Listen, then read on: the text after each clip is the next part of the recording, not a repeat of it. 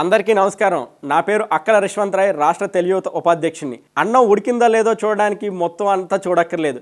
కేవలం ఒక మెతుకు చూస్తే సరిపోతుంది అది ఉడికిందా లేదా తెలియడానికి.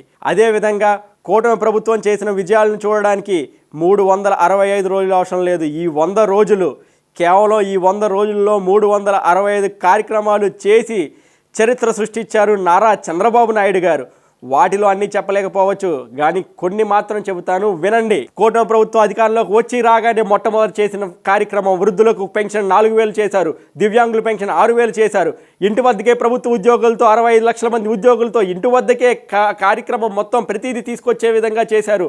175 అన్నా క్యాంటీన్లు పెట్టారు. ఇసుకని ఉచితం చేశారు. నిత్యావసర ధరల నియంత్రణ కోసం చర్యలు తీసుకున్నారు. ఇంటి నిర్మాణాలకు 4 లక్షలు, 10 లక్షలతో చంద్రన బీమా స్కీము, డ్వాక్రా మహిళలకు వడ్డీ లేని రుణాలు, ఇంటర్ కాలేజీ విద్యార్థులకు ఉచితంగా వాళ్ళకి పుస్తకాలను మరియు బ్యాగుల్ని అందించారు.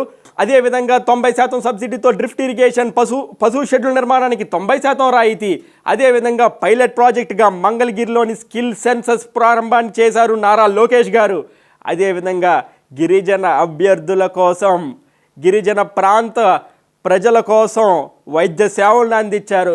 అదేవిధంగా సంకర జాతులకు 50% రాయితీ, బీసీలకు 40% రాయితీ, ఎస్సీ మహిళలకు రాయితీ రుణాలు కల్పించిన ప్రభుత్వం కూటమి ప్రభుత్వం అని మరొక్కసారి తెలియజేస్తూ ఉన్నాను.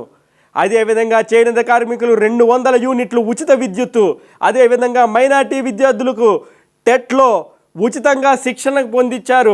అదేవిధంగా ఎన్టీఆర్ బేబీ కిట్లను మళ్ళీ తల్లులకు అందించే కార్యక్రమం చేసింది కూటమి ప్రభుత్వం.